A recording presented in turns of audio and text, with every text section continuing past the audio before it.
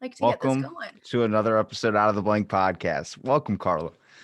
Hey, Robbie, how you doing today? You mentioned something really cool I find interesting. You said every time you travel, you go and you collect like one of those like necklaces that you have, or you just grab Mhm. something like a memento. I did the same exact thing. Whenever I would travel Vegas, Hawaii, or something, they have those penny machines where you put in 2 quarters and you put in a penny and you flatten it. Uh-huh. I And do those too. I Yeah. always people are like, this is so simple. I'm like, but it's so cool how you can get like the whatever it is. And I would always try and make sure I brought enough to get all four of the pennies out of the thing, and I would put them in the book. Now that's dedication. I have one of those books too. I have the same thing. And it's nice because it's flat. It's not like shot glasses. Back in like I would say the 90s, that was a big thing, shot glasses. People have all these shot glasses. And I'm like, one, I don't drink. And two, they take up space.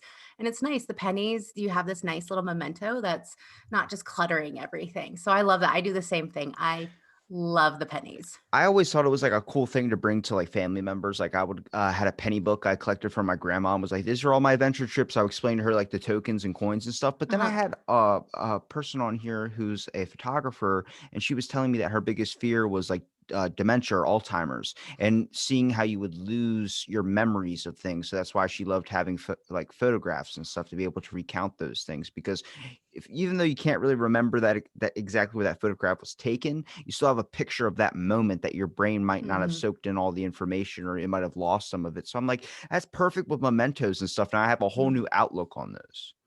Absolutely. And I don't know, I've been going through this whole kind of, I wouldn't say remodeling, but rearranging, digging stuff out of the closets and under the bed and just cleaning it and going through it. And it's amazing how you come across things. You're like, how did I forget about this? This was a wonderful moment. This was a wonderful memory.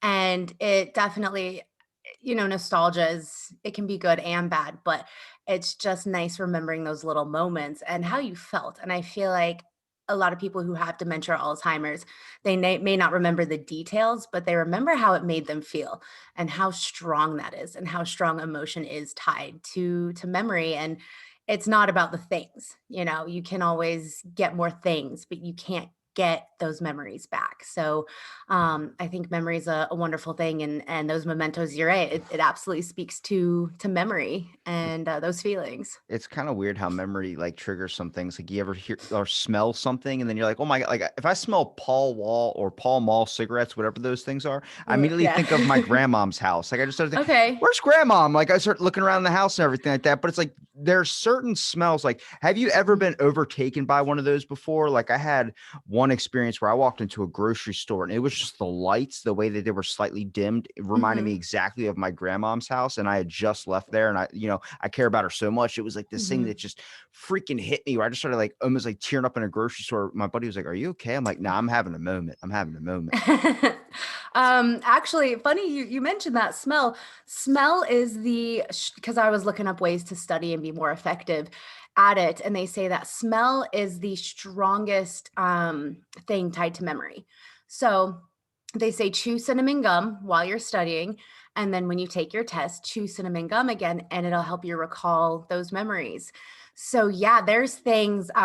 This is a weird one, but I used to work at an art store, and there's rabbit skin glue, and it has a Wait, very wait. distinct You, smell. you literally pointed out a specific brand of glue, rabbit skin glue, you It's said? not a brand, it's actually made out of rabbits. It's a very Oh, old thing. It's used in like, I believe, like bookbinding and painting conservation, and it has its purposes, but it has a really distinct smell.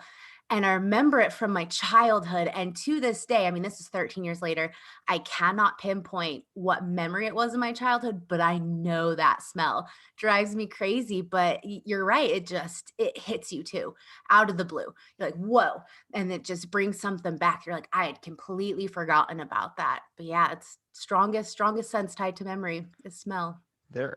Yeah, but do you believe that 100% though? Because it's like with the chewing gum thing, for instance, like if you're chewing cinnamon gum while you're studying or something, then you'll be able to remember it in a test. I remember in school they used to give us those mints all the time that were like these are supposed to enhance your brain passage or whatever the hell it was called. They Mhm. said enhance your brain narrow ways to make sure you do better on the testing. I'm like, oh, look, I've taken many many mints, and my testing scores were not affected in any way.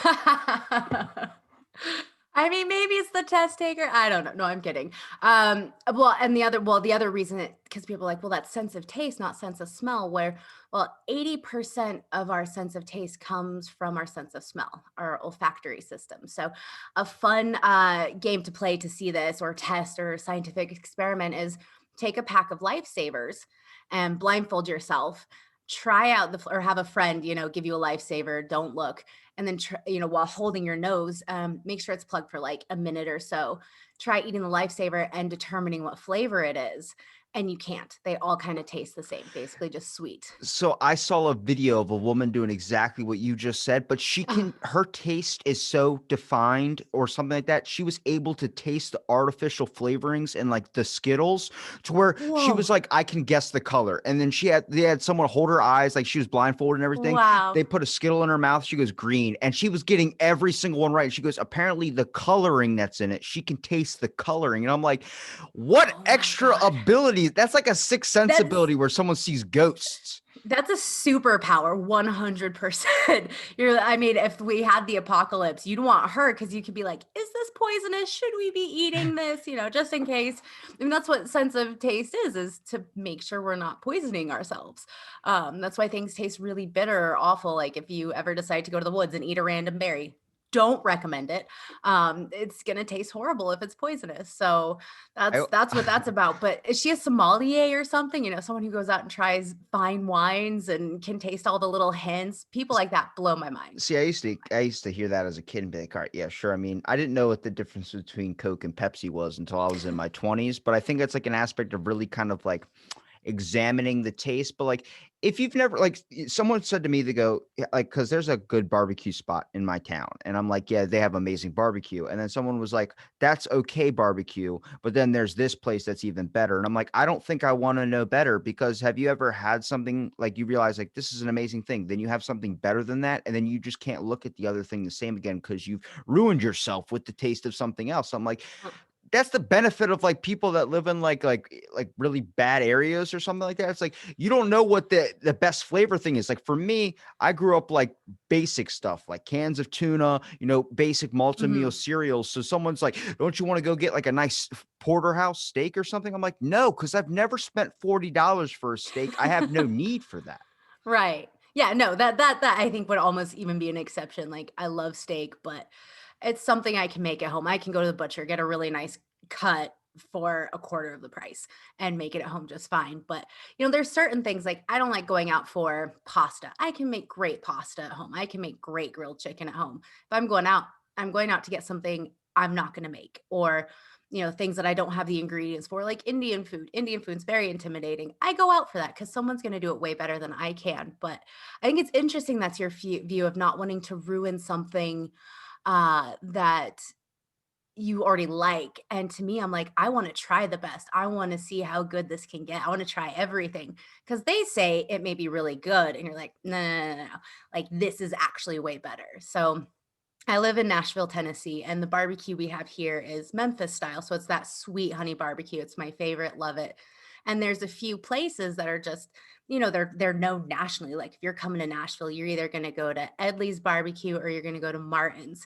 And there's just this rivalry, and some people are like, Martin's is the bee's knees or Edley's is the best ever. And I think that's really cool to be able to see, well, actually, this is my taste. So it may not be ruined. You may say, no, I got the best thing going on. So I think it's important to try everything. But would you wanna like, imagine if someone gave you the example as if I gave you a cell phone, but then I took it away in those privileges or whatever, I just took away your ability to have a cell phone. Would you care as much if you've never had a cell phone in the first place? You wouldn't know what that experience was like, but I feel like all of us throughout history have now been changed on the aspect of how technology has influenced us Mhm. so much. So it's like any problem that people say, "Oh, well, technology solved this." Well, it created that in the first place. Your Yeah. Facebook is down as an issue. Well, that wouldn't be an issue if you never had a Facebook in the first place, that scenario. So if you look at that, if I never gave you any of those things and then I offered them to you, would you want to know, knowing that that's a thing that can be taken away? The internet could be shut down tomorrow. Then Mhm. everybody for, I think, probably a couple of years is just going to be in this state of lull. Like, I'm checking my cell phone and we have no internet. There's It's going to be gonna this. be chaos. Absolutely, we would have meltdowns. But that being said, it would be an adjustment period. But I mean, that's the beautiful things about humanity is we can adjust.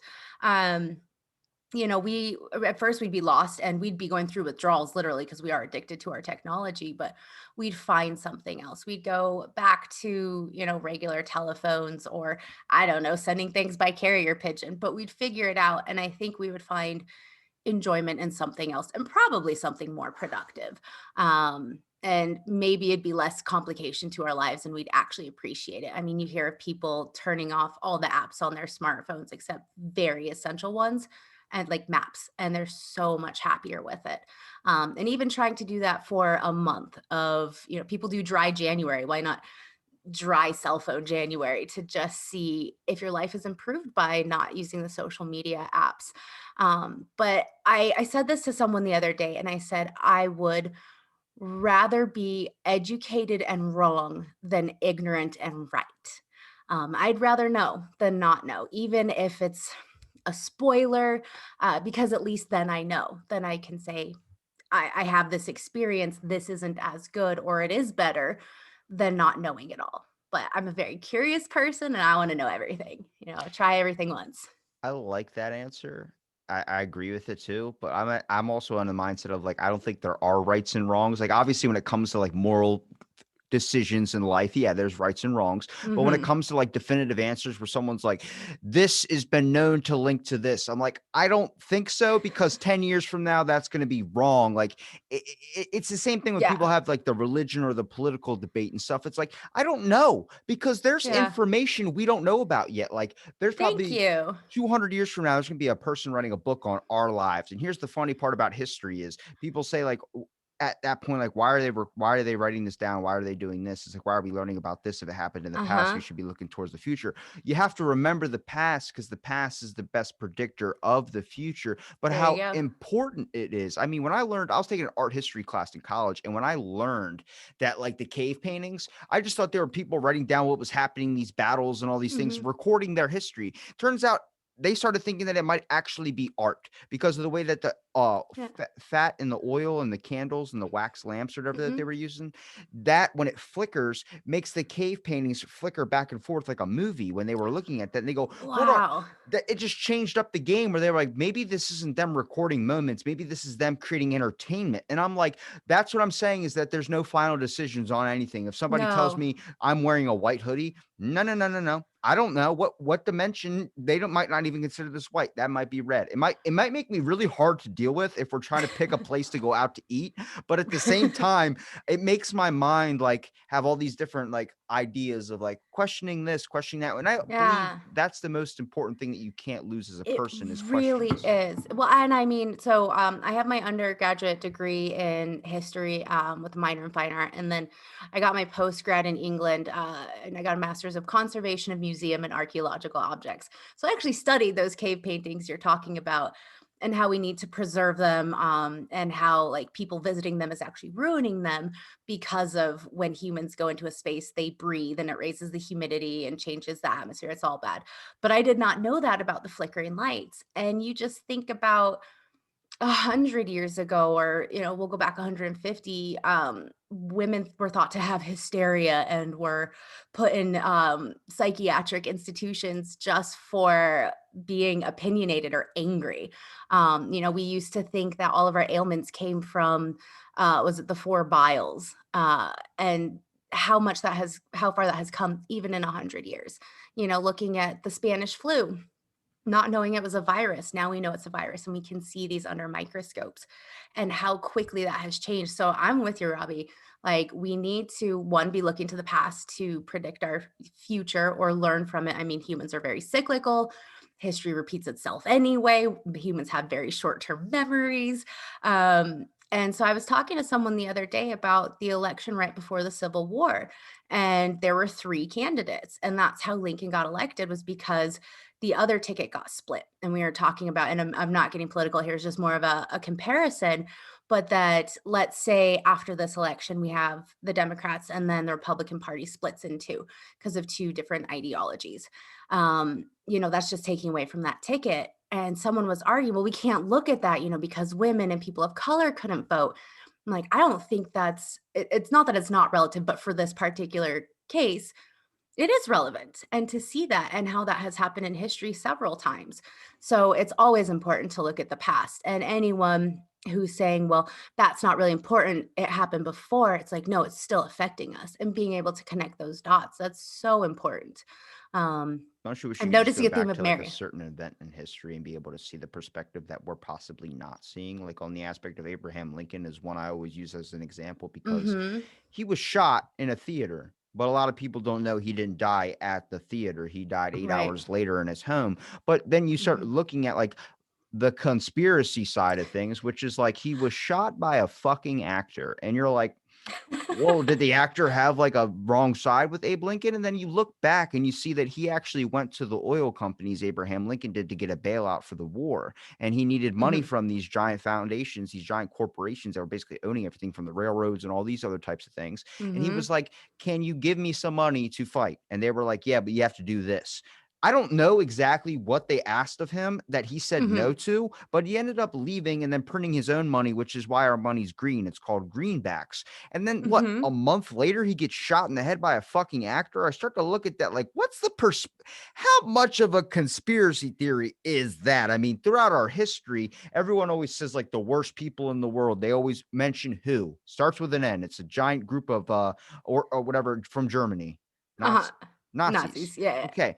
There's a group out there worse than the Nazis were called Unit 731, and it was in Japan. I have read accounts of stories, and it is the Mhm. saddest and hardest thing to read is when I'm reading a journal of somebody when they're saying, I would walk around this whatever this concentration camp, Mhm. and there would just be people's heads, arms, legs floating in giant tubes in the middle of the camp. Oh, dear Lord.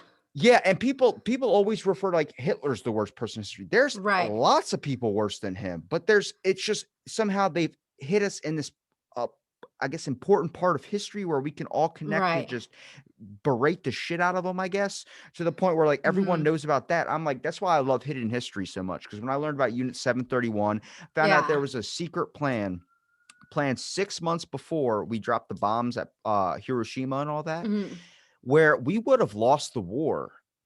Japan, they had a planned attack using a submarine with 150,000, I think it's fleas, like the little I don't know if you've ever Yeah. killed a flea before, but it's really freaking hard. Yeah, But it's not they good. infected them with bubonic plague, and they had a submarine that was going to be stationed off the coast of San Francisco, and it was gonna Uh-huh. launch these bombs with 150,000 fleas onto San Francisco, where that would have spread Biowarfare. that would have Yeah. spread bubonic plague everywhere. But then after we bombed them, they were like, "Nope, we're done. We give up. We surrender." Yeah. In an alternate history, we might be living in Japan or we might be living in another thing right now. I love Yeah. learning that stuff because it really shows you like there's a bunch of other perspectives you're not even seeing. There's accounts that Mhm. we don't have records to. There's things like a Great Fire of Alexandria, the library. Mhm. What was in there that could have maybe changed our Oh, minds of dear what we're Lord. living in today? We lost something like 99+% of records that talk to any historian and like our heart, like our stomach, clenches up and our heart beats fast. We're like, why? But you're right. And it's something called historiography about how we're studying how we've written about the past, how historians have written about the past. And I did this, funny enough, on Nazi Germany and how Germany has written about World War II and Hitler over time and how much it's changed. And like back in the 50s and 60s, it was very apologetic, very self-loathing almost. And then you kind of get to the 70s and 80s, and it takes more of, because that generation's getting older, there's new generations of historians, and it changes a little bit. And then now it's very objective, but it's also very real and taking responsibility. And it's just, you can watch that. And if you look at things like Unit 37, right? Unit Well, 731, yeah. 731, sorry. Unit 731, you see, okay, well, may not have won, but they Japan was able to kind of, keep that, hush hush because they didn't want to ruin their image, even though, I mean, different time, but they wouldn't have wanted to ruin their image and people to know that they were just as horrific.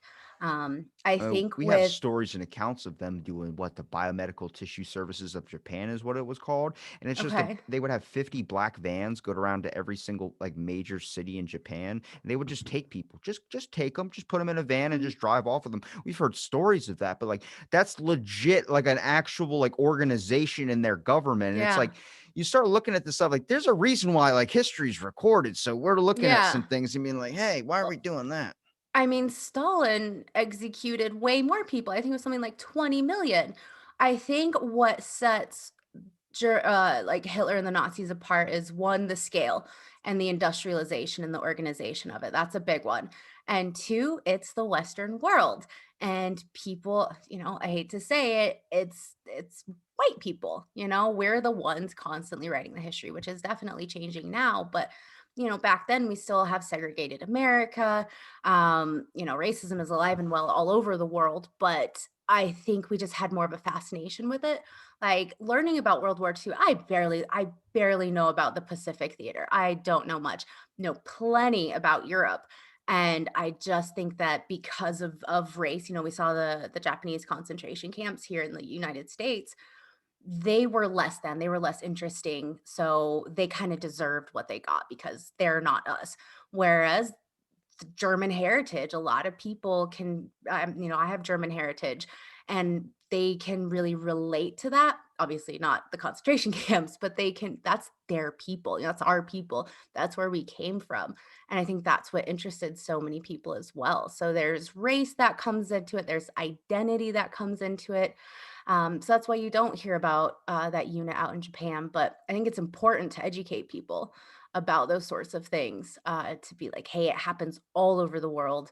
And do you ever listen to the Dollop podcast at all?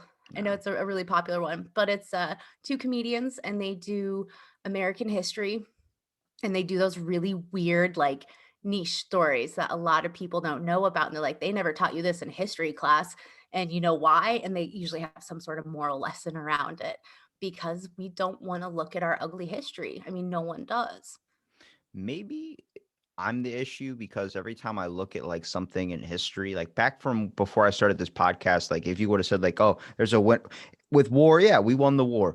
Now I look at that, I'm like, who wins in war? First of all, I don't think there. I mean, obviously there might be a clear winner on when we decide of like who rose or who was stronger than the other person. But Mhm. does anybody really win in the long run? There's still lives that are lost and stuff. But when you look at history, like talking to so many people from different countries and different places, you start to learn like the perspectives of things like people in Ireland hate or Scotland hate people in the UK because of enslavement and all these other types of deals. And you're like, Mhm. you realize it's like everybody's doing something to somebody else. Like it's kind of like the Yep. chain of like just pushing off your problems onto somebody else and stuff. And after talking to as much as you start finding out, I think the big issue happening like a couple months ago, but like before the debate and everything that was going on was the concept of like finding out our own history in America as like, Mhm. oh my God, this is not what George Washington's teeth were made of slave teeth, not cherry wood. And it's like, yeah, Mhm. because why would they tell you that? They want to glorify it up. And I'm like, why don't they Mhm. teach you the real raw history so people aren't Yeah. fucking freaking out?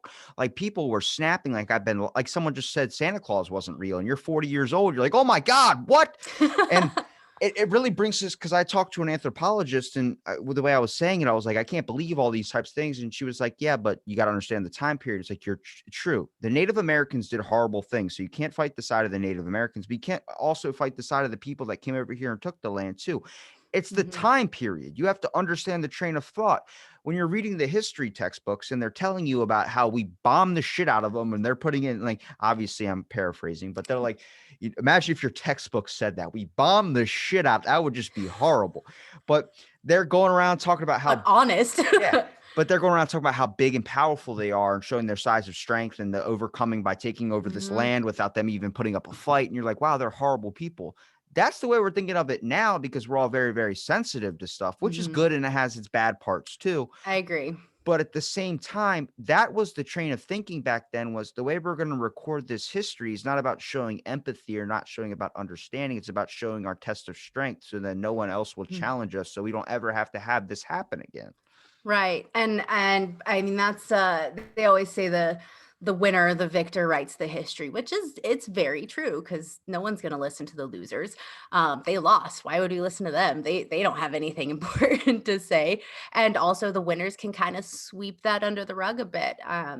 And I think so historiography is studying how we've written about the history in the past.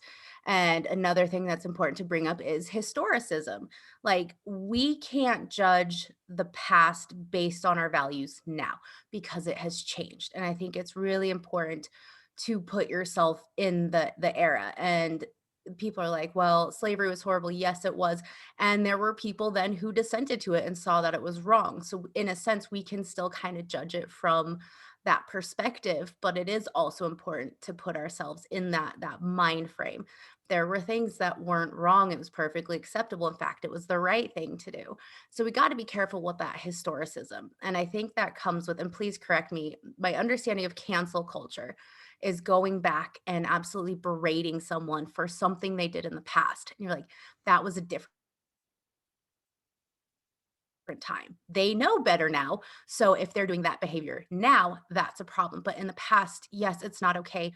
Did they learn something from it? Okay, let's move on with our lives. So, and a lot of people don't know the word. It's historicism. That's what's going on, and we got to be careful with that and really reevaluate, how we're judging things. Well, here's the crazy part about cancel culture. I believe it was intended for a good purpose, but I think at the same time it has gone way too fucking far to where it's like Hmm. everything that offends me is going to have to be canceled. Yeah. And it sucks because I talk to from astrophysicists to all these people that do like severe scientific studies that would just make Hmm. your eyes glaze over with the amount of numbers and all these types of things. Right. And they say that the hardest thing is now, like even in science, when they're talking about gender, if you have anything that comes down to a decision of that, you're canceled. Your PhDs, they terminate everything about it because they say like Mhm. you can't decide if it's a biological male or biological female. And I'm like, hang on a second. There is this science that we have been working off of. If you don't Right. feel that way, that's because we understand. If you look at history back in the day, there was one thing of philosophy, one thing of psychology, all these other Mhm. types of things.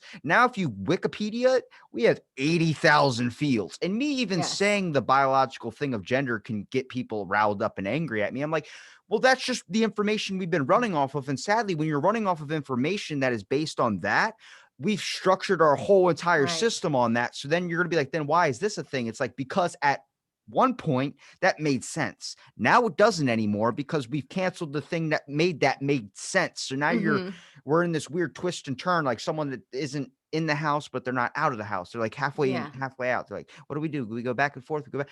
You're not going to be able to figure that thing out. And the weirdest thing about this is like, imagine you're making a scientific study and you're basing it off of something and you feel like you might have something that might change the course of history, but you can't establish it because it might offend something that would be related as cancel Right. culture. And I'm like, now we're going to be stuck in this lull of we're never going to make progress, and all we're going to keep doing is pointing at things in the past, which is like Yep.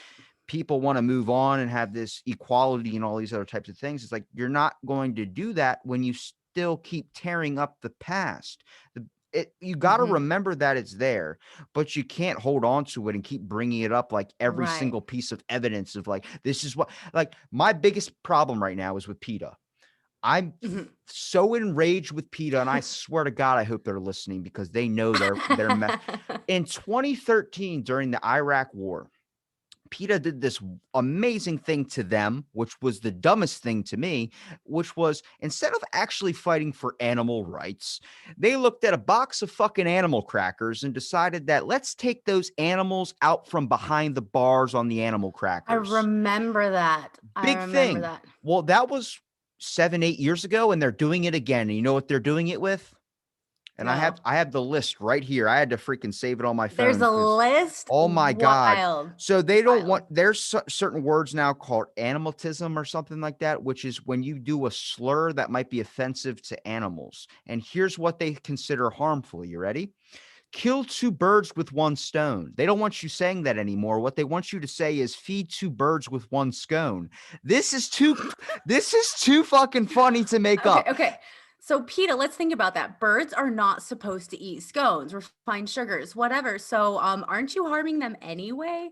Like, It come gets on. it gets better. Let the cat out of the bag. They just want you to call it spill the beans. Take the bull by the horns, take the flower by the thorns. Like, I feel like I'm in a Dr. fucking Seuss book. It's not making any sense. And I'm not trying. I understand their reasoning. I understand Mhm. why they're doing it, but it pissed me off so much where I tweeted at them. I was like, Mm, get your shit together. There yeah. are things going on in industrial farming. Like, I'm not Yes. vegans are the only people like I really kind of get into arguments with. I don't think they're wrong at all, but I don't like how they always want to narrow something down to one systemic issue.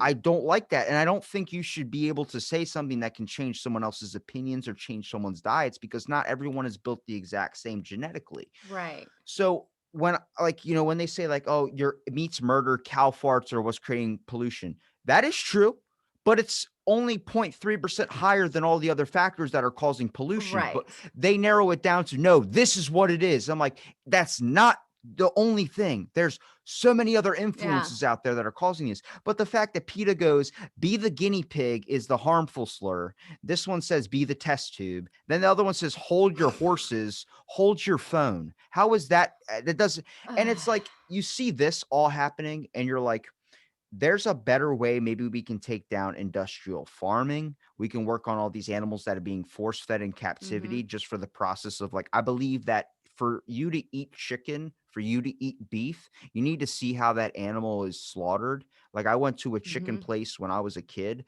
and it messed me up it was a field trip, which is really messed up in like fourth grade. Um, but I watched that whole process. I didn't eat chicken for 2 weeks, and then I started eating chicken again, but what it taught me was not that I have to, understand, like, what is going in it is understanding, but it's not on the concept of, like, never eat chicken again. It's a Mhm. concept of, like, when I make chicken now, I make 1 chicken breast or 2. I don't make a whole fucking bag, and Mhm. I don't wanna ever waste that food, so there's never any throwing out of Yeah. this stuff. Once you understand what goes through the process of it, how an animal's taken care of in it, there's Yeah. things we can fix. But then you understand the rationale of like, maybe I shouldn't make this whole bag of chicken knowing I'm not that hungry or something like that. Like, ration your stuff and save what you Mhm. have so maybe less can be slaughtered in the long run. Right. And I think so much, a very important part of that is the process. These, I mean, and we could go for days on, industrial revolution and how that has affected so much of what we do today. It's PETA, people for the ethical treatment of animals. It's not people for the don't ever kill or eat or whatever. It's about doing this right. And we need protein, we need these natural food sources. That's the way evolution designed us. But there is a way to do it right, going to places that are halal or kosher because it's fresh, it's butchered right there. You're not getting through this factory. I mean, there's better ways to do it. And I agree with you. It's important to know where your food source is from. Um, and Hold I on. Do just you think a cow cares if you say, instead of saying more than one way to skin a cat, you say more than one way to peel a potato? Do you think that cow gives a shit? And here's the nope. funny thing is, if you know about plant perception, where our government thought that you could actually sense emotions from plants, that they were a Mhm. live sentient being with thoughts like animals are, maybe they have something we can't perceive, then you would understand more than peeling a potato. Now you're offending the potatoes. Exactly, and when I became a vegetarian when I was 17, because someone showed me PETA and introduced me to it, and, I'm all about the health benefits for some people of being a vegetarian or vegan. Some people can't do that because 'cause they're severely anemic or something, or they don't digest protein. Sorry, plant matter as easily. There's reasons for it, and I fully respect them, and, hey, I'm on board, like, it can make you feel better to not eat heavy fats and proteins. But there is, someone pointed out to me when I was vegetarian, well, hey, when they farm that wheat or grain or whatever it is, they're killing rabbits and insects accidentally, but it's still killing something. So in a sense, you're not doing that much better. I mean, I see that that's a long shot, but it's still true. There's no perfect version of any of this. There is better ways to do things, and I think we're starting to recognize that. But at the same time, we are taking a lot of this stuff way too far. So going back to that point of the cancel culture and everybody being offended. Now I'll, to lay out my biases here. I'm 33, definitely a millennial, and I am very progressive, but at the same time, I don't want to be that progressive that's offended by everything because we need to calm the F down. Like we've gone too far one way. And I'm hoping that slowly, with people like me, and I do have this dialogue a lot with others that are my age, and they agree we've gone way too far one way. We need to calm down, bring it back to the center, and really think about it and say, okay, people who identify as they, them, or if they want to go by another name, I am all for that. I want to call you what you want to be called. Easy, simple. A lot of people, I think, get lost in, specifically the LGBTQ world and naming, and because they don't have the language for it. And I think the more we talk about it and the more we introduce the language, the more people feel comfortable with it. But it's just this some unknown world. But we, and I say we because of progressives, get all, get our panties in a bunch basically and say, well, this is wrong and this is offensive. It's like, no, we just don't have the language for it yet. Let's talk and educate and not have these knee-jerk reactions of calling people out and doing this cancel culture. And we just need to talk about things more instead of screaming at each other and becoming offended, you know. I because I mean, it's happened to me before. I had someone like, like they were going to be a potential guest. Next, thing you know, it didn't go right. Like I just started realizing that they're tweeting way too much at Donald Trump to the point where I'm like, I don't feel comfortable having this person on my Mhm. podcast. So I was like, I'm gonna pass. And they just took it and they put me up on like their social media and had all their friends like be like, this person's a cisgendered gay Mm. white male. And I'm like, if you listen to my show, first of all, how do you know I'm gay? Is there something I'm doing that is leading you off on this route or something? But like people are listening and be like, oh, and then they would delete their comments because they realize I'm not like this person that this person made me out to. But how many people Mhm. go to find that information out themselves, or how many people just run with the headline of things? And I'm like, I understand the progressiveness. I'm 100% whatever. If you want me to call you they, whatever. But Mhm. then there also has to be things where it's like there is a science to stuff, and depending on how Mhm. you feel is not to what we've really kind of scientifically discovered. But don't get so offended where you could ruin somebody's life. Like with comedy, for instance, Bill Burr has a thing where he talks about, he goes, if you don't laugh at somebody's joke because they're saying something offensive. And I had talked to a female comedian about this who was Mhm. completely, they need to be canceled. And I was like, hang on a second. You're not promoting any goodness by canceling them. What Yeah. you're doing is you're getting them pissed off to where they just lost their job, probably going to lose their home, and then they're going to spread that hatred onto everyone they meet. They're going to say, Mhm. "Hey, this group of people did this to me, and I don't have a job anymore, and this is why you should hate them." Then their kids Yeah. grow up with hatred in their eyes, and you're never going to see change. You're just going to keep the cycle going. And they're like, "No, because that's not right. It's not funny." I'm like, yeah, if it's not funny, then people won't laugh and they're going to have to Right. evolve to tell the jokes. I Uh-huh. understand the rationale of trying their hardest to make up for all this lost time of trying to get rights and all these other types of things too. But you Mhm. have to understand there's a right process of doing things. And it's Absolutely. not about just punching a random person like Rick Moranis on the side of the street. But first of all, Honey, I Shrunk the Kids guy, come I on. know, he's so sweet and innocent. He's, like, just the legit nicest person ever. And so no, I totally agree. It's funny you mentioned comedy 'cause, one of the episodes I listened to of yours specifically was a gentleman comic, I believe from, like, the Adam Northeast. Nutter. Adam, I've seen Alex. Not my favorite person. I disagreed with a lot of stuff he was saying, but it was good to hear his perspective. And, Wait, is that the libertarian comic? yes. Okay, Yep. that's Adam. Like, and hey, I have some very libertarian views. I'm very much a live and let live as long as you're not harming anyone else. But at the same time, I'm like, there's things that are really good that the government should do because, it takes a Yeah, like community keep the kind of thing. UFO information away from us before See, people freak the hell out. they're releasing that They actually. Fun already did. fact. It's not Oh, as they good as okay. you think. I'll send you the link to it. What Please they did do. was they did it on the best thing possible. They literally released it on a site where it looked like a conspiracy theorist made it. Oh And God. they released it on like a ridiculous CD-ROM, like a fucking CD that you would make a mixtape on. And it says alien information. But then you actually click the Oh. documents and you're like, oh my God, like this is all the real stuff. Legit. It's Yeah. just like the MK Ultra stuff where people say that Uh-huh. doesn't exist. That's on the CIA website too. Yeah. It's But very real. you're clicking through these documents, you're like, oh my God, but everything's redacted. It's just disappointing. But then I was like, maybe Mhm. this is a fake website. No, I went to NASA's website and they had the Mhm. link to that website on their site saying, Wow. here's the, I was like, all right, so you guys did it Right. in a smart way because you got to look at their perspective. Why would they want to give the enemies our information on alien and our encounters with that? It's not Uh-huh. maybe on the idea of protecting us, but on the idea of like, hey, they got shit we don't know about, and they're not their people over there don't care. So like Right. we're the only ones that actually give like a major shit about like anything. Right. Right. It's yeah, so I thought that was fun that was coming out, but good to know. Yeah, definitely send along that link. It sounds like they had like some person that did a basic HTML CSS page, like a good old MySpace type thing, with the line by line coding. That's too funny. So, but go yeah, and so like Adam Nutter was the one I was listening to. I'm like, okay, don't agree with everything, but he makes some really valid points. Um, and I can see also where he doesn't really kind of get the point of something, which is okay. And that's that dialogue that's important, saying you're not wrong, but let's talk about this because you had some points that I didn't even think of. I love that.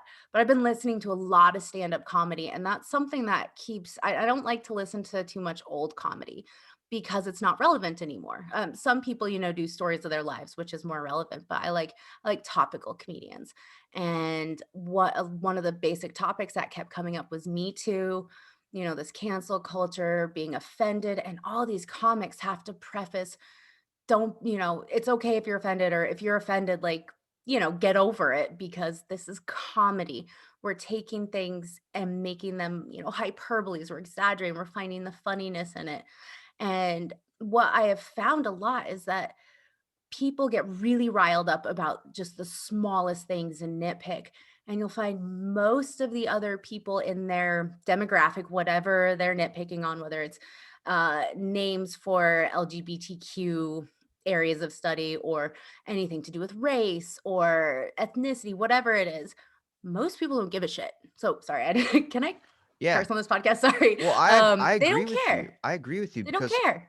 after listening to a lot of Joe Rogan's like newest episodes now, he's got a lot of Hmm. comedians on and they all talk about like I think the answer is just not having a vested care of really you're going to say something if that people don't laugh then people don't laugh, but caring too much about what people think, eventually you're going to stop being yourself, which really Hmm. hinders especially in comedy. Like Mark Norman talked about how he said a joke about something and then a woman goes, "No, no, you're wrong, wrong, no." And he just goes, "Are you saying no or are you saying moo? I can't say." And it was like this quick gash where you chuckle and then you understand why someone would be offended by that, but you understand that's the joke of comedy. You're literally getting Uh-huh. up and disrupting everybody's experience to have your own moment.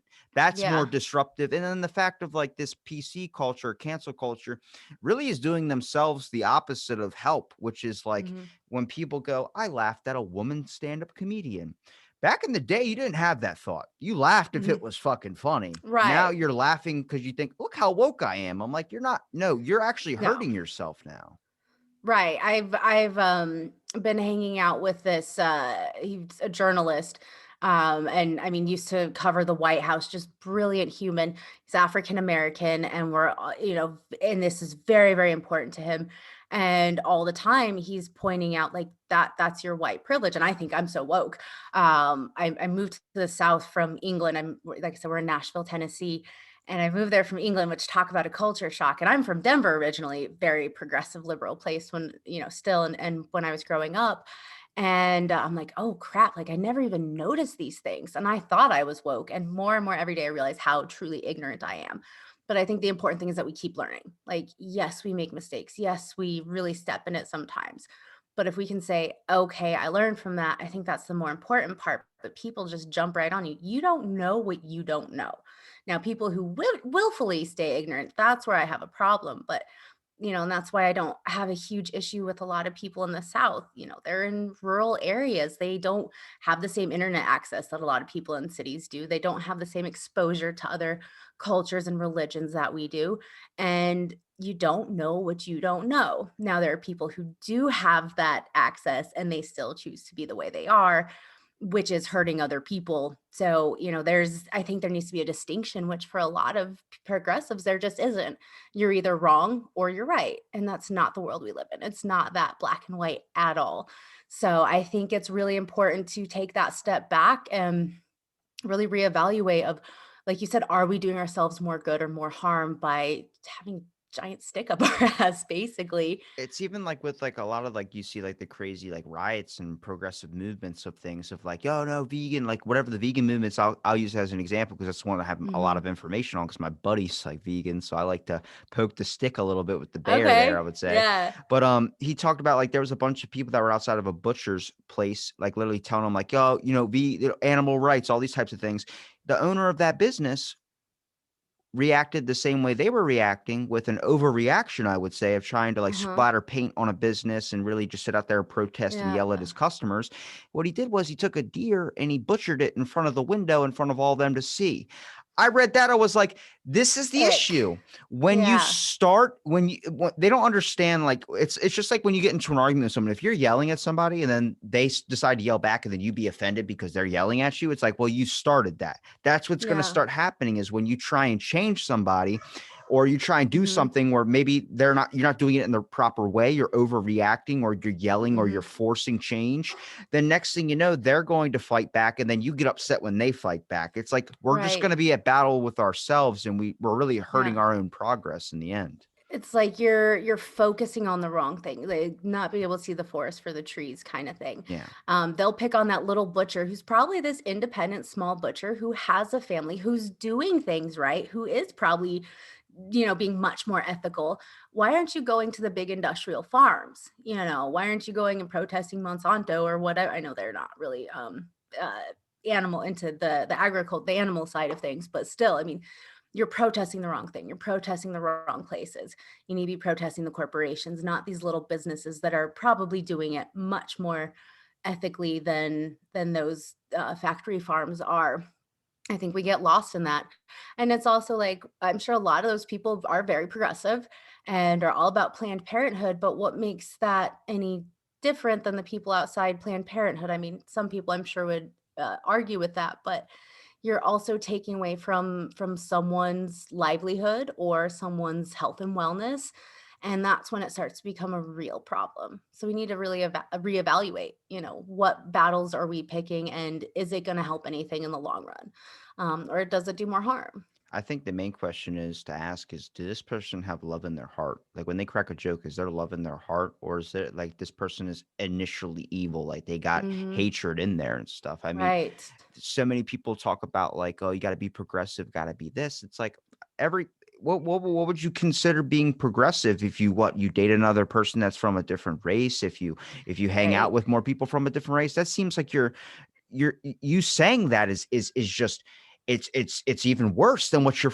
Right. fighting. It's like, I have black friends. Oh, yeah, I hate that. that it's like every person I've ever dated, like my exes, if you looked at the history, they've all been Mhm. of a different ethnicity than my own. And people ask like, why? Oh, is it just because you like that? It's like I like what I like, and what I like Yeah. is someone I can connect to personally. When I walk by Yeah. someone and they go, "Damn," I'm like, "Thank you. I appreciate that." Like, Right. that's what I'm saying. That's the connection you gotta make. I don't look at that whole type of thing, and it's not me trying to sound like, "Oh, Yeah. I'm so woke."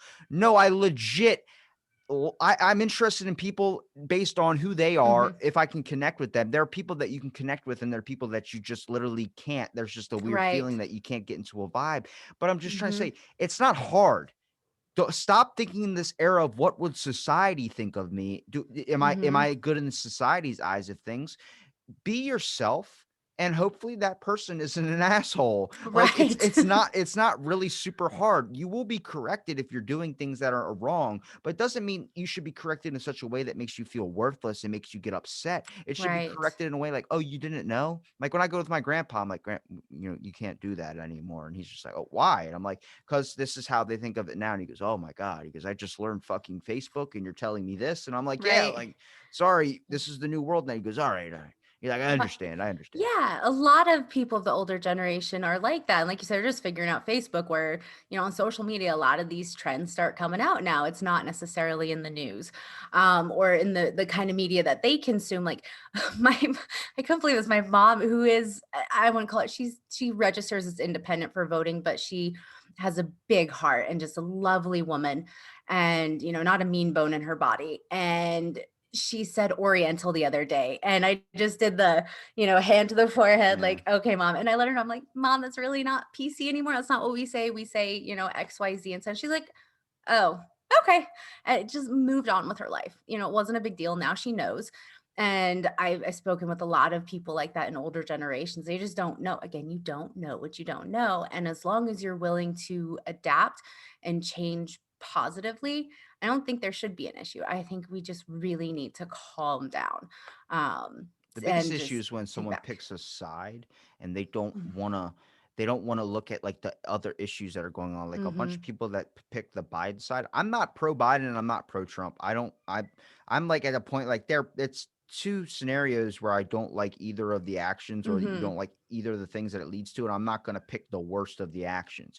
But then there was, like, an issue where people were like, my issue with Biden is that the fact that when he passed this bill, there were some things in there I had questions on. Like what it, the Right. LGBTQ community can get mad at me all they want, but I don't think that there should be men who change to women that are fighting biological women because I believe that's just it happened once with a certain UFC fighter. In that Mhm. scenario, in fighting, that's just to me, that just looks awful. I don't feel like that would be comfortable to watch. But then they're like, well, Mhm. there are no genders, so we can all compare in sports. I understand your train of thought, and I think that works in some sports, but I Yeah. think you should create a separate league. It's like in bodybuilding, they have natural and unnatural people that are taking heavy amount of steroids and then people that aren't on Mhm. steroids. I wouldn't put them in the same competition because that Right. dude, one's going to have a severe other advantage. So Mhm. I'm like, I looked at that, and then I also looked at Trump like, dude was fucking ridiculous. So it's like Yeah. at this point, like I'm not pro any of them, but I'm also Mhm. looking at a concept of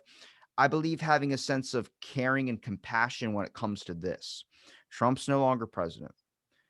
He's now out of office and now he's banned off all social media. What Mhm. I want people to understand is as much as you might hate him, you much as and I much as I don't like him either, talking shit on him and doing all this, imagine if that was somebody talking shit on you and you had no way of responding back and it was just constantly Mhm. up in the air all over social media and everything. That's going to cause a severe amount of depression no matter who you are. And I want people Right. to get to the point where even though they might hate him, even though I don't like him, have a sense of empathy to understand that a depression is a very serious issue. Mhm. When you Very much so. understand the grasp of that, you all these petty arguments people have on Twitter, all these calling out, all these Mhm. whatever actions, they go down the drain because you realize that him, what, in a year from now, what happens if he kills himself because just people talking shit on Yeah. Twitter? Imagine being the number one person, president, whatever, leader of our country, and then you lose that, and then people are still talking shit on you. That empathy, Mhm. that could be linked to what happens if it happens to Biden, what happens if it happens to that. That's what I'm saying is have that empathy. I'm not trying to rationalize Mhm. Trump's actions. I'm rationalizing the action of being a person and having to deal Right. with all these Being factors. kinder. Yeah, but all these Yeah. factors that back in history they didn't have. They didn't have to worry about some dude from 4 states over talking shit on them on social media. This thing has created this depression machine where it was Mhm. like nobody's free of it. You could be Right. 80 and finally get depression, but an Yeah. aspect of having a sense of human empathy. Right. And I think a lot of people, and I agree with you I mean, honestly, to be president means to be a punching bag. I mean, Obama got death threats and like people would send him nooses and stuff. I mean, scary, but you just don't hear about it as much because Trump was so in your face with the Twitter. He built that up too. He opened himself up, to be honest, because his platform was social media, unlike previous presidents, which was TV, coming out with televised things. We're not going to be responding with TV, but people used to write editorials in newspapers that would be widely circulated. And, they would make up all these falsities about these public figures and incredibly racist cartoons, these, 100 years ago, 150 years ago. So it's always been there. But with the internet, you're right, it can go internationally.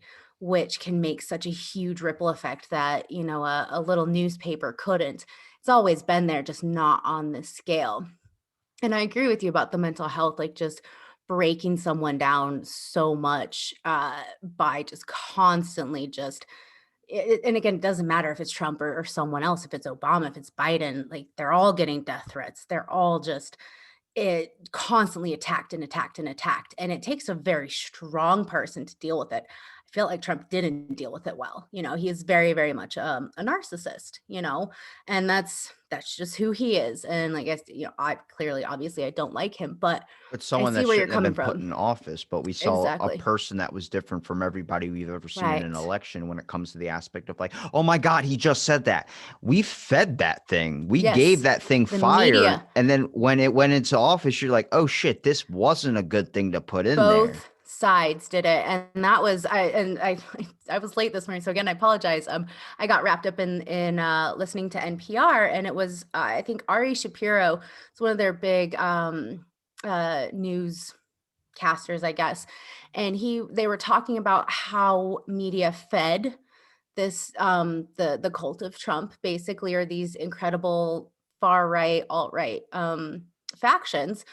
The journalist did this, left wing progressive journalist did this too, because of how they reported it and the fact that they focused on these if it bleeds it leads, these sensationalized things, rather than saying, okay, well, this is the issue right now, and then just not even involving Trump, or being very assertive of the facts, not even repeating what he said, just being, this is the honest news, these are the sources, doesn't matter what he's saying, that's noise. And they fed it too. And journalism right now is having to take a very hard look at the way they deal with the world and the facts that they're reporting and how they're reporting it. If it bleeds, it leads, sure, but that's not helping anyone. It's made the world, I would say, a worse place It's for kind sure. of So, ruined like the idea of history in a way too. If you look at the yeah. concept of like what is going to be left recorded that people are going to see and be like, wait a minute, Jennifer Aniston had 12 kids. It's like, no, that's tabloids, So bro. much data. That's like, and it's so hard because like they have like there's going to be more, I guess, of a record than anything throughout history with the amount of technology that we have where everything Hmm. is recorded.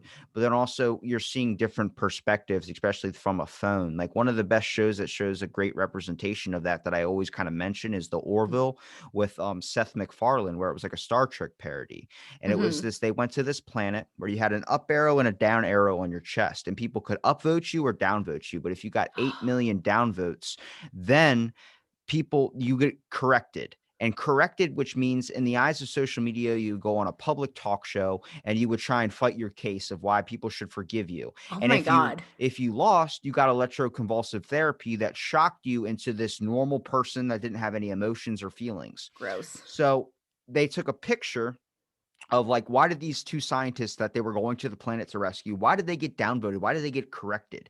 And they go, oh, because of this picture. They show them a picture and it's just two guys sitting on their phones on a bus, but behind them is a pregnant woman. So everyone saw that picture and saw that they weren't giving up the seat when it really, they just didn't know that she was there. So then everyone Right. downvoted them and they looked bad in the eyes of everybody. Then they Yeah. got corrected and now they have no Lost the emotion. context. Yeah. So that's what it's going to be like in social media, where it might be in the future. People are looking back like, why was there just this year in 2020 where everybody's wearing a fucking mask in all their commercials? It's like, cuz that's what happened. Oh. Like there was this whole scenario. It's like, what's going to be left for future generations to Mhm. see of us if we make it like super far? Because honestly, my hope on humanity is I like to keep a little candle. Like, yeah, we got it. But at the same time, we're fighting way too much apart where I'm like, there's going to be another giant fall. Yeah. There's going to be another giant thing. If we can't, fucking PETA, man. Fucking PETA. Fucking PETA. I mean, there's something that the Dollop podcast mentioned, and again, they're pretty progressive, and they were saying that because they're really on about the environment, and I think climate change, obviously the pandemic is, we really gotta, get that shit under control, but the climate should be the next top thing, because they said it, we can't fight about all of this petty BS if we don't have a place to fight it. Like, oh, that's a good point. So focus on that and then we can get back to the fighting. Now before 2016, I had this view and it came up on my Facebook timeline. Uh Gosh, it must have been October of 2012 when it was Romney and Obama. And then even after that, up to 2016, I learned really quickly by speaking with people that honestly, we all want the same thing. We want genuine connection. We want to be loved. We want our family to be safe and, we don't want to starve and then everything else is extra, the nice things and, the high paying jobs and whatnot. But those very basic human needs, we want that. How we get there may be different. And I think that really is the difference between the we'll say the central left and right, is that we want the same things. Now how you see us getting there may be different. Some people see it as religion, some people see it as education, but at the end of the day we all want those same things. And I think realizing that a majority of people are good, they have big hearts. Again, living in the South has really shown me that, going from someone who was from an urban area and like, oh my God, they're so stupid, how can they think like that? If you have a southern accent, suddenly you're an idiot. And really interacting with these people, they have such big hearts and they're so nice. you know um Again, they don't know what they don't know, but I think really trying to recognize that would do so much good, and seeing that these are people too. They love and they care and they have families, and they would give you the shirt off their back. They would invite you to dinner. Honestly, and wouldn't matter your race. There's a big disconnect with that in the South, of this ideology of there's something out to get us. But when you have those one-on-one interactions with anyone, they don't have any issues, there's no problems. So I think a lot of people just don't recognize that in these urban areas. We're all wanting the same thing. We just got to come together over it. I'll bring it up to my app idea where I feel like everyone should have at least required 1 hour or so a day. You don't have to end it after an hour. You can have it go longer, but like a Zoom call like this, where you just get to Yeah. talk to a random person. Because I believe people one on one, they don't have these majority thoughts that always get pushed out into media of like, all these people Hmm. think this way. It's like, I don't think so. Cause half of those people might not Mm-mm. even know what they're actually fighting for. They just like being part of a group. They like this connection that they get with Hmm. people. So, like, I mean, there was a I saw like people always talk shit on the Proud Boys and stuff, and I don't think what they're doing is good. But at the same time, like I've heard from Gavin McInnes, who's like one of the main guys who started it, and hearing him talk about some things, I was like, I see your points on things, but like it's not a right way of doing it.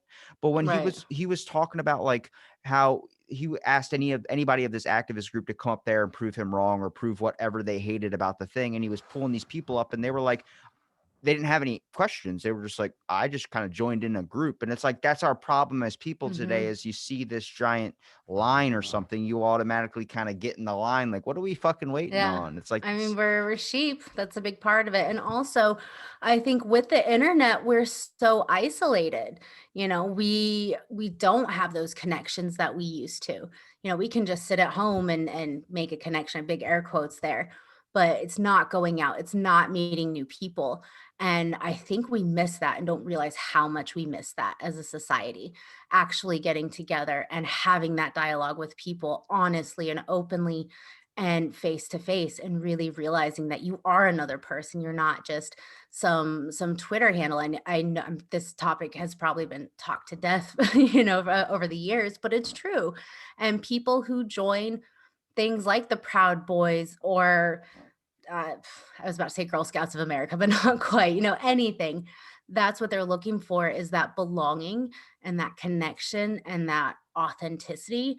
A lot of people get that through church. I was raised Methodist. I don't really consider myself religious anymore, but I miss that community. I miss that support. I definitely miss the food, and the singing. I just don't believe in it. So I would have a really hard time going and sitting down for an hour listening to something that I'm like, this is ridiculous. Like I couldn't do it.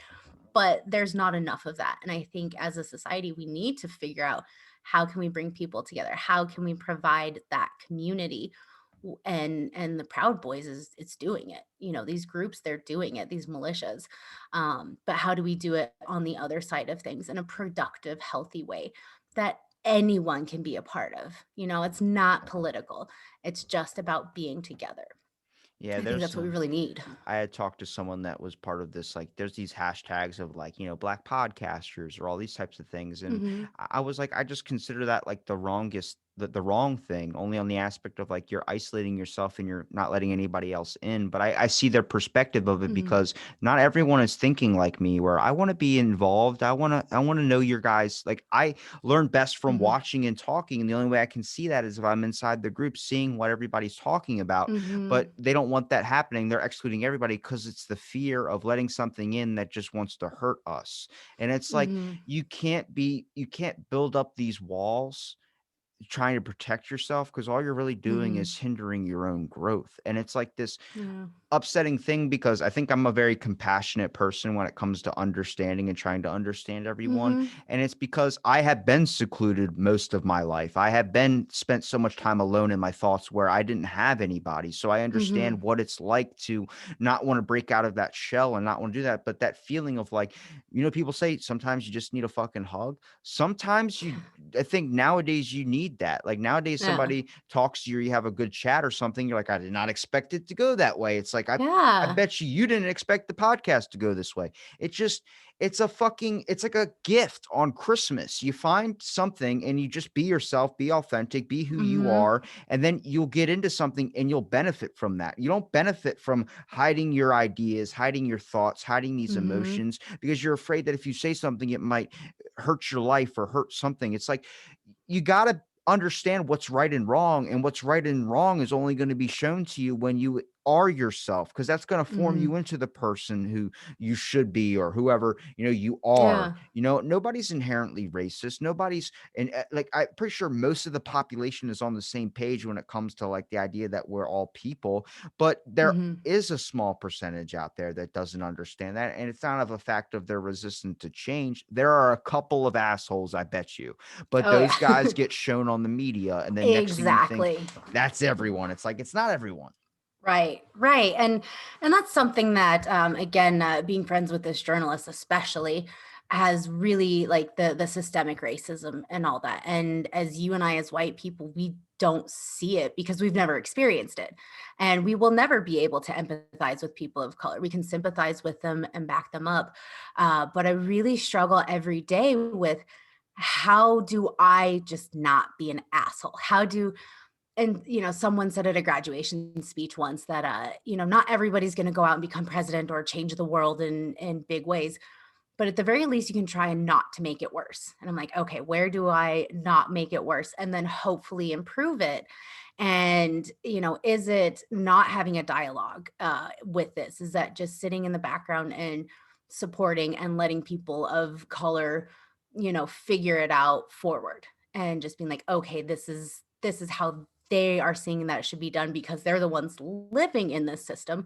Or should I have a voice with them? Should I be having this conversation? And depending on who you speak to, it really can go either way. Some people are saying white people just need to shut up, which is kind of fair because we've been talking for thousands of years and not listening to anyone else. But at the same time, it's like, but how am I going to learn if I'm not able to ask questions? So there's this really tough area that we're in right now of how do we move forward? There's no right answer. Someone's going to get offended, no matter what. And right now, white women are the worst, as they say, the Karens of the world. It's fucking awful. I hate it's so frustrating, especially as a white woman. I'm like, I hate myself. There was a comedian, and I forget if it was it Brett Kreischer? I always butcher Bert his name. Kreischer. Bert Kreischer. I always call him Brett or Brent. I love him. It's funny because I'm not the biggest fan of Joe Rogan or Bill Burr. Like, they just grate me. And it's not even the jokes themselves. It Joe just Rogan's getting on my nerves a little bit because his past couple episodes, they're all very like, they're very testosterone driven. I'm like, bro, nobody gives a fuck about the yeah. types of cars and shit. Get to like the history and science and Right. shit. Right. And so I've never really sat down and listened to Joe Rogan too much, but Bill Burr just he gets on my nerves. But then I like Tom Bert Segura. Kreischer and Tom Segura and Do you know who Brant Nick. Tobler is? Uh-uh. Brant, I Ryan Sickler? no. No, I'm out of my league Okay, here. check out the Honeydew podcast. It's Honeydew. it used Okay. to be, you can go back to the original. It's called The Crab Feast. I'll send you a link Hmm. to it. Please It's do. Jay Moore. or Jay Larson is his name, Ryan Sickler, and they do Uh-huh. this thing where they talk to people. I recommend this show to anybody out there listening to. Screw my show, check this one out. It's they laugh at the bad times. Like it's Bert Kreischer, it's any famous comedian, any famous actor, the dude from Steel Panther, all these other types of famous musicians Uh-huh. on there, and they just talk about all their really bad moments in their life, and it's two comedians cracking jokes on it and seeing the light Yeah, of it all, and it makes the whole exactly. experience so much better. I mean, I've had a few like Brant Tobler, Steven Simone, Steve Cantwell. They've been on this podcast before. I've talked to them because Mhm. I've met them through there. I mean, Right, that okay. that show went for 8 years, turned into The Honeydew, but it was like talking about all the bad times where it was like you never, all these moments you look back that make you cringe. And then they laugh at it and then you get the fuck over it. Like you're like, oh my God, Right. you changed my perspective on it. That's what I like to listen to, not just the Yes. the male testosterone Joe Rogan stuff. Yes. Yeah, there's quite a few of, on Netflix, like, I think it's called there's the stand-up and the comedy lineup, and there are these, like, 15 to 30-minute sections of comedians. So it's not like a full special for each comedian. And there's been a lot of black comedians on these. And they just kind of they a lot of times they have a joke and it just kind of flips the switch on something in my head. I'm like, oh, I didn't think about it that way. A lot of comedians, it doesn't even have to be a person of color. Like I love that. And I think through comedy, everybody likes to laugh. On dating profiles I've seen in the past are like, do not go out with me if you don't like to laugh. I'm like, who doesn't like to laugh? You must be a sociopath if you don't like to laugh. And I think that that's something that can really bring people together and just seeing these different perspectives, but in a funny way, not in a shouty, angry way, which again is why I think Bill Burr kind of grates me because it gets to the point of just ranting. Whereas I'm a huge fan of Mark Maron and he does a lot of ranting, but I love Mark Maron. I've really gotten into him recently. But yeah, I have been listening to a lot of stand up and it's like you said, it's really, changed how I view a lot of things or taking those bad times, like you said, and making them funny. Like, people Jim Jeffries, very not PC, one of my favorite comedians, I've and had his writer on my show, but I don't know who shut Jim up. Jeffries is. Oh my god, check it out. Again, lots of Netflix specials. His He writer kept dropping the name, was like, I wrote for Jim Jeffries. I was like, I don't yeah, fucking know who that's like do it. Yeah. that's like coming at me saying like something like I wrote for My Little Pony. Like I don't know who that is. It's out of my realm, Yeah. but I'm more than happy to chat with you. You would love it if you like Bert Kreischer and Joe Rogan and Bill Burr. I think it's that same level of just I wouldn't say inappropriateness, but of walking that edge that like this isn't quite PC. It's brilliant. And he makes some amazing points about like gun issues. He's from Australia. So like gun issues or alcoholism, like one of his episodes is alcoholocaust. He makes Holocaust jokes and religion jokes. And it's so brilliantly and well done that sure the people who very much disagree with him, they're going to be offended and they're not going to enjoy it. But I think most people can get behind it if they can deal with the very, we'll say, crass humor, but it's wonderful stuff, and I'm laughing at stuff that I love the moments when you're like, "Oh, that's so cringy," but because it's cringy, it's hilarious. I think that's so funny. I don't know how cringy I can get right now, but I made up this joke. So, like I said, I don't drink anymore, and I'm single, so I was kind of going on dates before the pandemic, and I would tell guys, I'm like, "Yeah, I don't drink. I don't care if you do. That's okay. Doesn't bother me, but just I'm not going to be drinking." And I like to call it equal opportunity date rape. I can get you drunk. I'm gonna stay sober. Everything's gonna go well. And some people hate that joke. And then I've had people that fall over laughing and dying. And it's just depending on how much you're willing to just open yourself up and see the hilarity of it. Like hilarity is I'm a woman. I am far more likely to have something unsavory done to me during any sort of date. So now I'm like, well, this is my chance to do something unsavory to you. And You people gotta are like, add oh, a you shouldn't tag. joke about rape. You gotta add a tagline to that. Be like, it's a 50-50. It's like a coin flip. You never know when you test it out on somebody if it's gonna stick. Yes, it really is, and so, I like Mark Maron say his process is he has a thought, And he's like, okay, I got to write that on a piece of paper, a sticky note. And he comes back to this like wall of sticky notes. I'm sure you can kind of see my desk. I love my sticky notes. And he writes it down. So I do that on my phone. I'm like, funny idea. Um, uh, Gosh, one of the taglines was a sheep pumped full of cum. And I'm like, what the hell was I thinking when I wrote that down? But I write these funny ideas and I would read some to my sister and she would die laughing on some of them. And other ones, she's like, I don't know, and then go chat with someone else later and it's like the flip flop, the opposite. So you're like, okay, know your audience. That's a really big one. And then also just keep working it, keep trying it out. Stand up comedy is hard. Like, I think it's fun. I'm like, one day I would love to do an open mic and I have all this material, but it's hard. You have to figure out a flow and how to connect everything and what are these punchlines and, what kind of comic are you? Are you anecdotal or do you have these snappy one-liners? So I think that it's Somebody important to s- to figure that out too.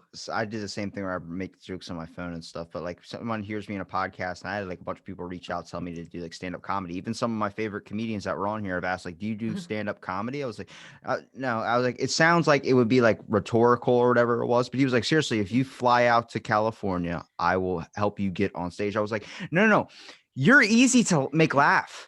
I live with the hardest people in the fucking world to laugh, where it feels like I'm in Soviet Russia that no jokes will ever land.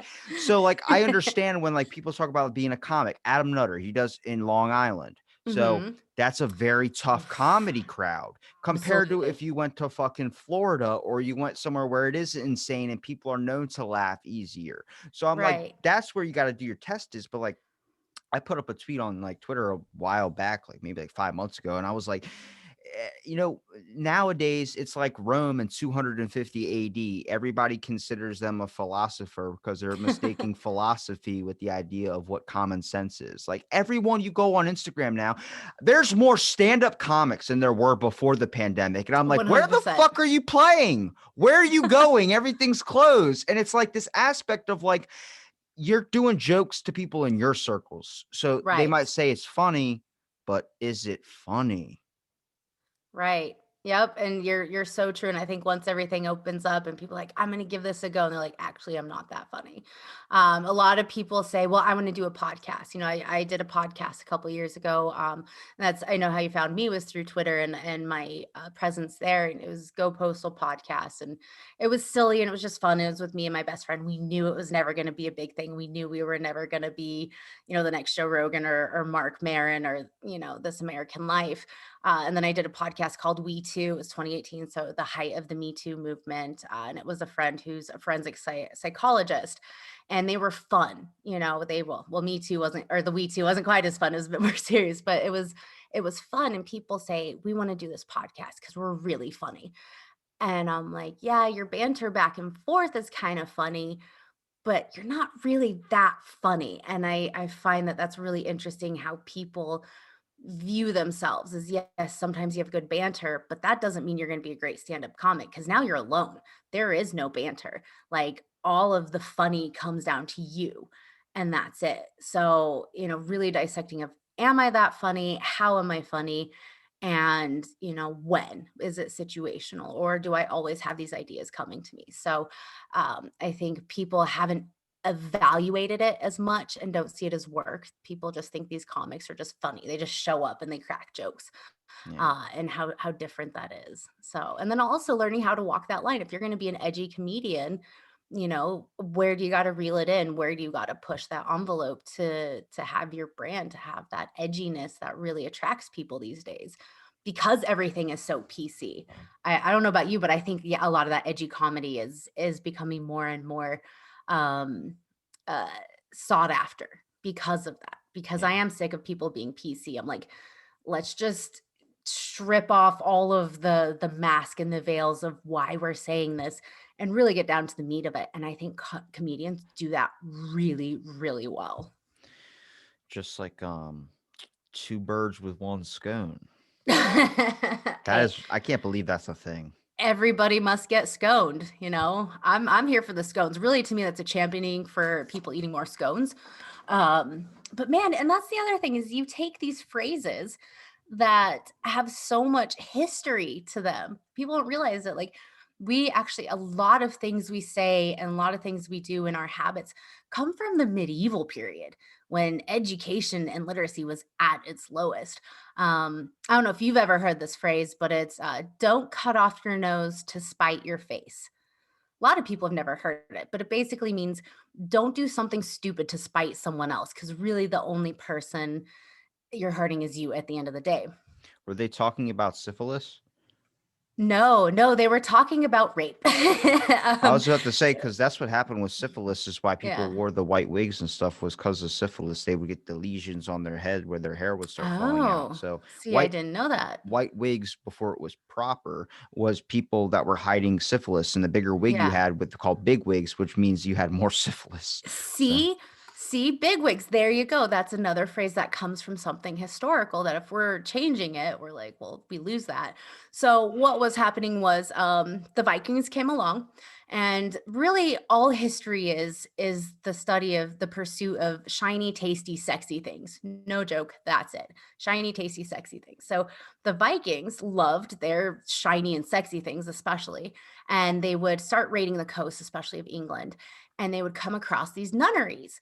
And the nunneries had no protection. They didn't have men around to fight for them, but they had a lot of shiny things, gold encrusted Bibles and whatnot. And then also women, plenty of women. So the Vikings would come in and rape them.